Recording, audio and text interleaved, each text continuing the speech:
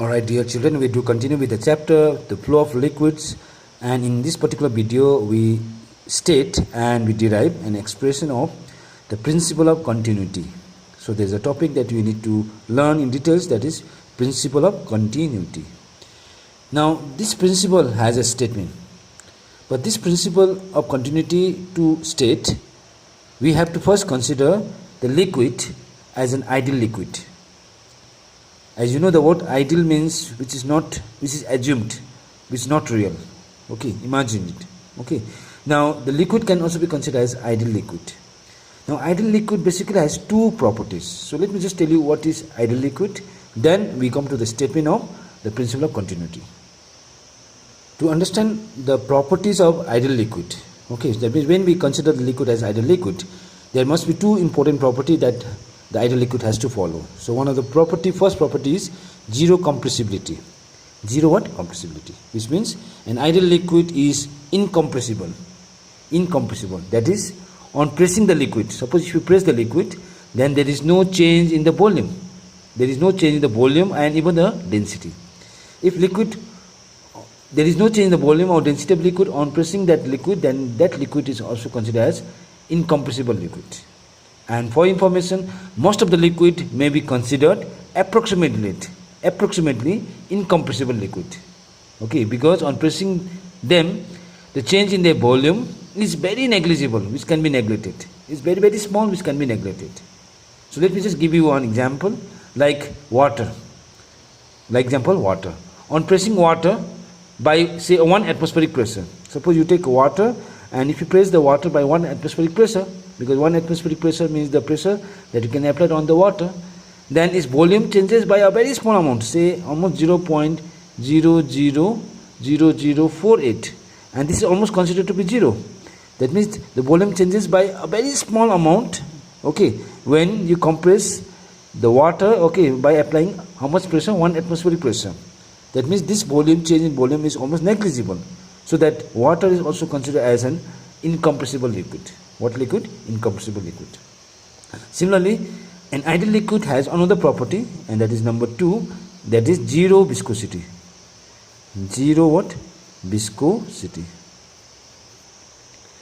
Now ideal liquid is non-viscous. So in this particular term actually say that the ideal liquid is what? Non-viscous. So as I said that the ideal liquid has zero viscosity means an ideal liquid is non-viscous. Non-viscous means what? There is no relative motion between different layer of the liquid. Okay, different layer of the what? Liquid. So if there is no relative motion between different layer of the liquid, so that there is no tangential force, and this tangential force is also called viscous force in between the layer of the liquid. And such type of liquid is also considered as what liquid? Ideal liquid.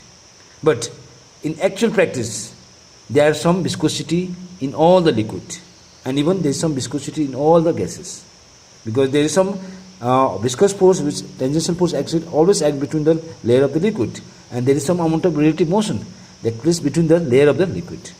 But when we consider ideal liquid, okay, we almost neglect that the relative motion is almost zero between the layer of the liquid. So these are the two important property of what liquid? Ideal liquid.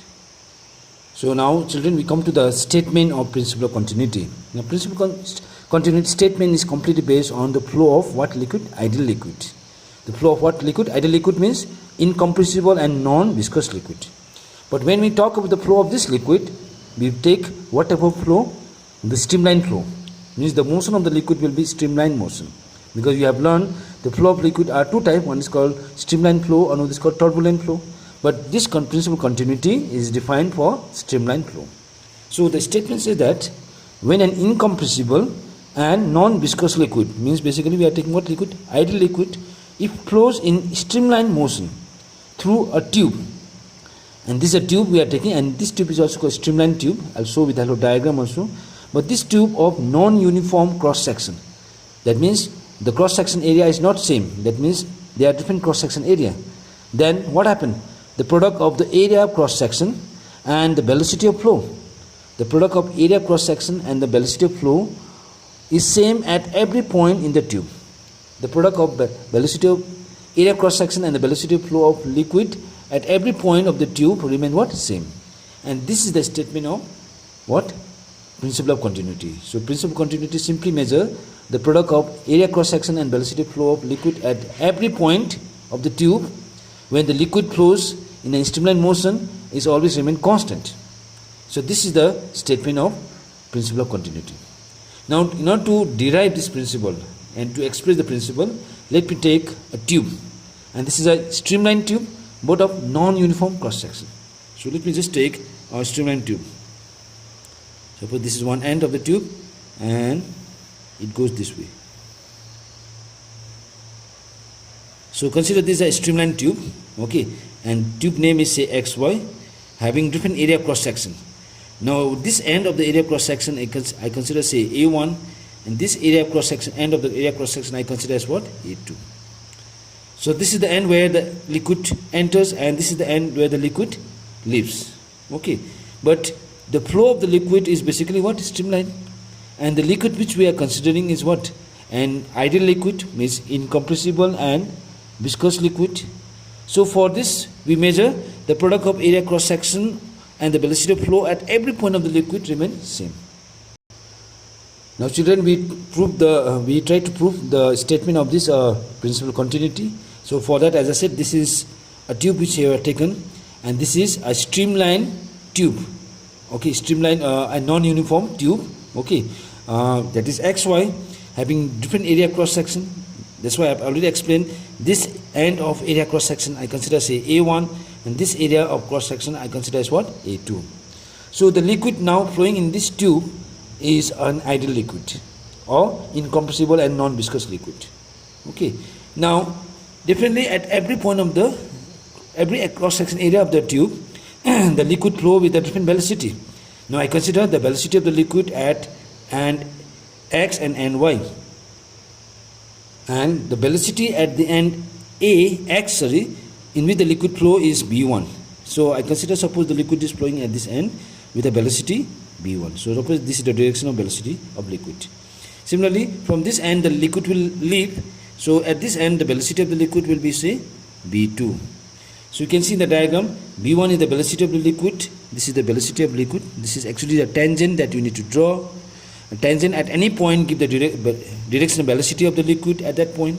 So b1 is the velocity of liquid and x where the liquid is entering, and b2 is the velocity at and y where the liquid are leaving. But liquid even has density. You know, every liquid has density, and the density of liquid at I have considered is rho. So rho is the density of the liquid which is flowing in the tube. Now the next thing that we need to calculate is there is some distance that is covered by the liquid when the liquid enters at one end x of the tube, but in how many second? 1 second. So liquid cover a certain distance in 1 second, and that is the liquid which enters at an x. The liquid that enters the tube at x cover a distance that is b1, and that is equals to the velocity of liquid in how many second? 1 second. Because you know velocity means distance by time. Okay, then distance means velocity into time. But in 1 second, how much distance that is covered by the liquid? That is equals to b1. So b1 is the distance covered by the liquid that enters at an x in how many second? 1 second. Now when you know the distance, we calculate the volume of liquid, the amount of liquid, volume liquid that enters an x in how many second? 1 second. And the volume can be calculated as area at that end, that is x end, is A1 into how much distance covered by the liquid in 1 second? B1. Because area into distance covered in 1 second is volume. So A1 into B1. So this is the volume of liquid entering at an x just in how many second? 1 second. So we are dealing out here with 1 second. Okay. Now if there is a volume, then we can calculate the mass. So I write down therefore the mass of liquid. Okay, the mass of what? Liquid entering. The mass of liquid entering at an x, that is also in how many second? 1 second, is equals to mass means what? Volume into density. Because density means mass by volume. The mass means volume into density. What is the volume? A1 into B1. And what is the density you have considered? Rho. So A1 B1 into rho is the mass of liquid entering at an x just in how many second? 1 second. Now children, I just want to show you this diagram again, the tube in which the liquid are entering from one end and leaving from other end.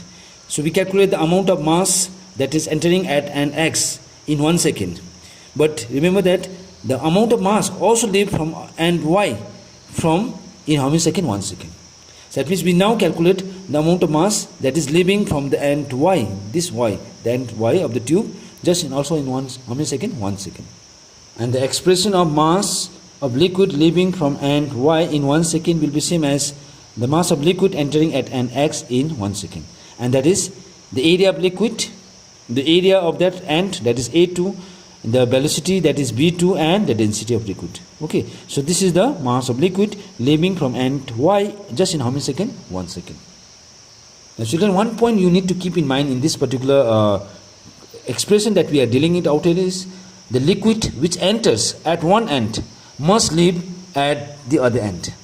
Means we are considering that whatever amount of liquid that is entering at one end in 1 second, the amount of liquid that is also leaving at 1 second in from other end of the liquid, which means the mass of liquid entering and leaving from two ends must be equals to each other.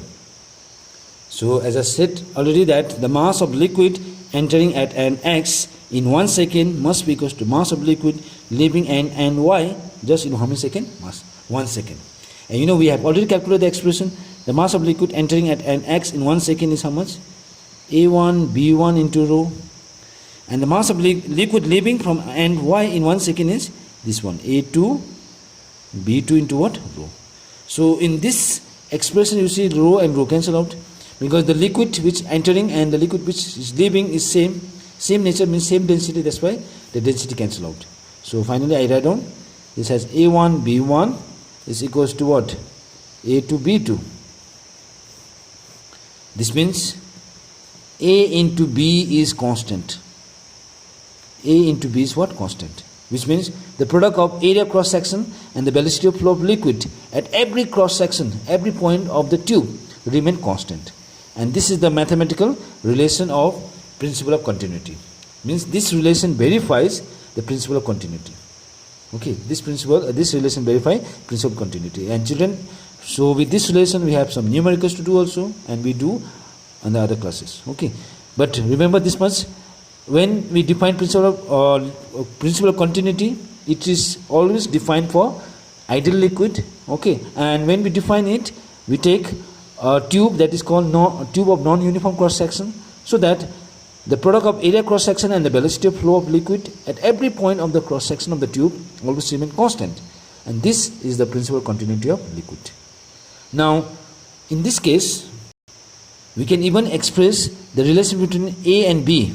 So because this is constant, so and I write this way also: A equals to constant by B.